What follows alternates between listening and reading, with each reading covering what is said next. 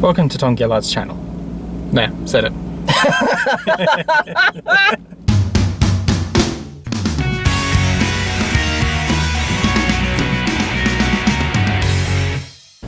Well, hey there everybody, welcome back to Tom's Take. This is my movie channel. My name is Tom and this is our review, or my review, of Blade Runner 2049. This is the spoilers review. So if you haven't seen Blade Runner 2049 yet, that's okay. I have a spoiler-free review already up on the channel. It's already done. It's up on the channel. Go check it out. Where that contains no spoilers for this movie, so you can go and see what I thought there. But this is where James and I, this is James, get to talk about this movie in great detail, get to talk about everything that happens. We can just jump around. We don't have to stick to any particular order, you know, first, second, third act. We can just jump around. You like order. I like chaos. I'm an agent of chaos. Oh, I love chaos. So, chaos too. I'm going to turn it to you first. What was your favorite scenes or things about this movie? Much of the film revolves around setting thematics and developing the idea that the individuals can develop emotion despite being deprived of a traditional childhood. There's a lot of racism and themes of prejudice that exist. Overall, it's probably more of a mystery thriller than an action. I would genuinely say that this is a mystery thriller with some action. I don't think there was much action. It was a bit slow for me. But that was for me. I liken it to Arrival, which I thought was also really directed good. by Denis Villeneuve. It has a clever plot, and honestly, the plot twist is really good. I'm not spoiling it because you could spoil 90% of the stuff in the film, but to spoil that one plot twist is to ruin the entire film. But this is a spoilers review. This is a spoilers review. When you're allowed to spoil, they understand that you're allowed to. I'm not going to spoil the big spoiler though. I'll spoil everything around it. Have you just got like the biggest like moral high horse that I'm allowed to you're allowed to break the law here. But you just won't. You just can't do it. You're that morally centered. Spoiler alert. I'll just break the ice. He dies. Who dies? He dies. The main guy. Oh, Joe. K. Or Joe, as we find out. Yes. Or he calls himself. I think he just calls himself Joe. His girlfriend. His girlfriend calls him Joe. His virtual girlfriend comes up with a name. The movie had me convinced for a lot of it that K was going to turn out to be Harrison Ford's son, or Deckard's son.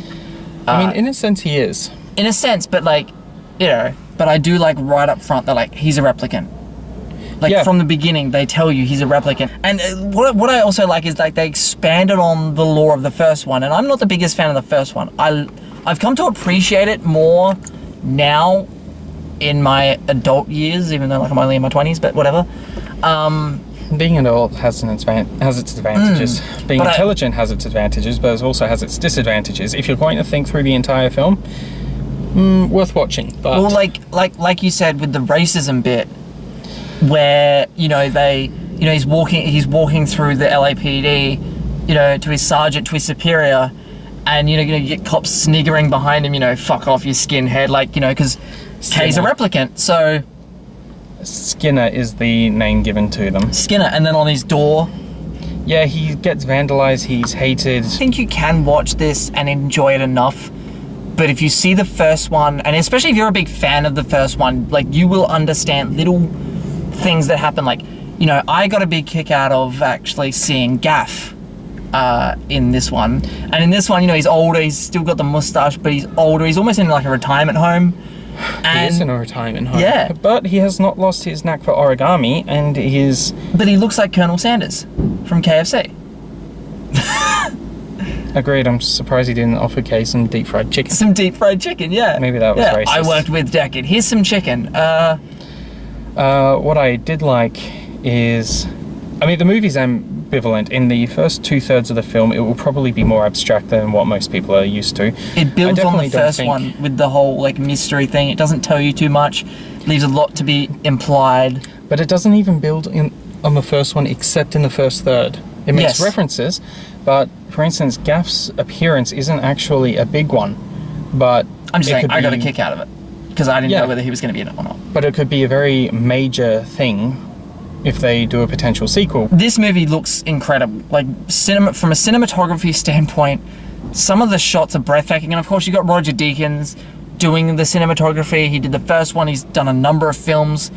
And if he doesn't get nominated for an Academy Award for cinematography in this movie, then there will be no there's justice no in the justice world. in the world. Like, none. But also, I need to talk about Rachel 2.0. I love that where they took the storyline with Rachel, because I was wondering how they're going to handle the Deckard Rachel thing. What's the story? How are they going to explain what happened to her, or if anything did happen to her, or was she going to be alive in this movie? Because, you know, it's ambivalent in the first one whether she has a lifespan. You think she does have that lifespan, whereas I actually thought that she didn't, because she was Tyrell's special one. They said, yeah, they openly admitted that she was a special case, an experiment done. But they said it was in the first one, it was to explore the possibility of human emotion, which she did have. She was implanted with fake memories so that she could develop her own conscience. However, well, because she falls in love with...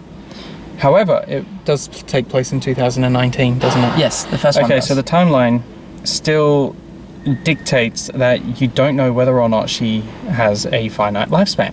But in this one, they go into exploring that Tyrell actually perfected replicant procreation. But they never say whether that was because of Tyrell's actions or because of a fluke. Because if it was of a fluke, then it may be something deviant from this, even Rachel. Rachel may actually be the deviant, even though Rachel's the only one of her kind. Doesn't he just sound so smart when he talks to her? I'm like, oh, Rachel! Yeah. Harrison I don't Ford. think think people are going to be particularly interested in my ideas. But I did like the Rachel clone. So you don't call her... I'm just using the simpleton terms. The Rachel clone in the scene with Wallace and Harrison Ford. And I geeked out. Even though I'm not a fan of the first one, I was like, wow, that actually got...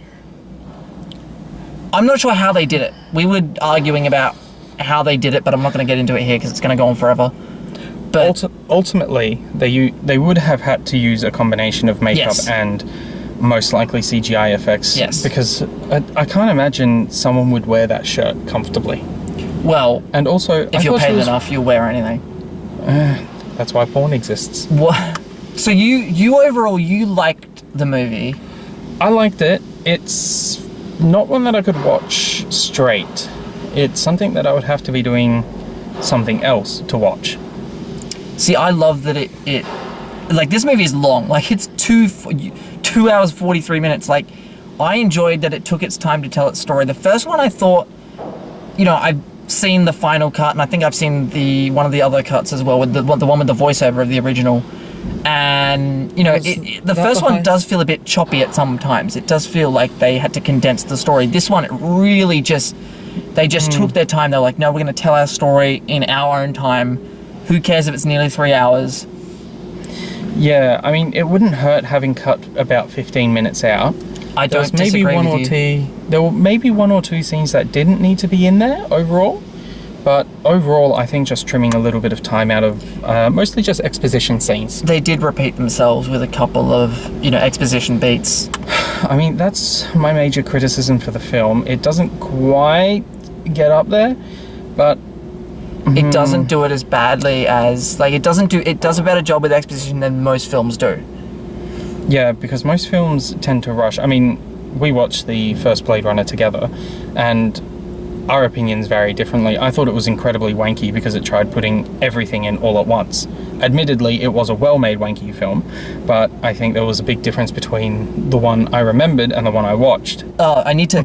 Joe, at the end, dying, even though you didn't really see him die, it's just kind of implied that he died because he was mortally wounded. But when they brought back, they used the Blade Runner, the original Blade Runner theme for that scene.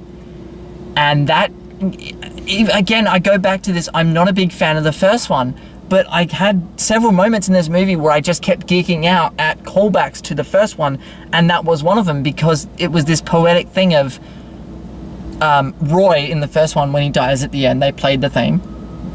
And then in this one, when Kay, or Joe, dies on the steps at the end, they played the theme. And I just think it's poetic to me, and I really enjoyed that, and I enjoyed the mystery of this movie. I don't know what happened there. I think the mystery of this movie was tied to more than just the plot. I think the trailers did no justice in conveying what this movie was about. The trailers couldn't. I don't know how else you market this movie without spoiling anything, because it's very hard. That's why I'm doing we're doing spoiler reviews for this, because it's so hard to talk about this movie without giving anything away. And yeah, I love, you know, the going on the journey with Ryan Gosling's character Kay/Joe. And most mystery movies don't do it wrong, where you sort of know everything as the audience, but you're watching them discover things. And in this one, you're learning as Kay's learning. Yeah, this is a mystery thriller as opposed to a mystery. Yes. Because the thrill comes in the revelation. I mean, the revelation, if they didn't have the revelation as they did, I don't think I would have enjoyed the film as much, but... The daughter thing, you mean? No. The response. Oh, yep. I think that was the big one. Because it's... I mean, I definitely think you can take themes of prejudice away from this. But I think it's also about a lot of self-learning, maybe enlightenment on what it is to be human. I mean... Well, that's a theme throughout the first one, too. But it's touched on more in this one. We need to talk about the fight between Deckard and Kay in the casino, because that scene was great. They had the holograms of like Elvis and Michael Jackson, and they're fighting, and Kay's letting Deckard punch him because Kay knew, you know, Deckard's an old man, he's gonna get tired, he's gonna tire himself out, and then it happens. Then Deckard gets tired and he stops as a song starts to play, and the way Harrison Ford delivered that line was like, I just like this song. Like, good background music makes it was everything better. It was a good little humorous, much needed little tiny beat of humor in there that it needed at that point in the movie, because the movie's very heavy. It throws a lot at you, and then, you know, the little tiny subtle humor sprinkled throughout that I really liked, and I do think both Ryan Gosling and Harrison Ford give brilliant performances. This is one of the best performances Harrison Ford's, I think, ever given. But it isn't an action movie. No. I wouldn't even call it a sub-action movie. It is really just a mystery thriller, because most of what happens is extremely paced, and it focuses more on the leading man's responses to it. It's about the processes of self-discovery, and then you get these themes of prejudice, and which I thought were great. Honestly, I thought they were great because they didn't explore it too much in the first one. No, but then that's the whole idea of the, what was it called, the underground. Yeah, the whole underground thing. The replicant. Almost like a replicant rebellion. Equality rebellion. Yeah. Yep. Yeah. The replicant equality movement. That one I really liked. So let's wrap this thing up. Compared to the original, I like it a lot more. It was too drawn out for me. As I've said quite a few times already in this video, I enjoyed the hell out of this movie.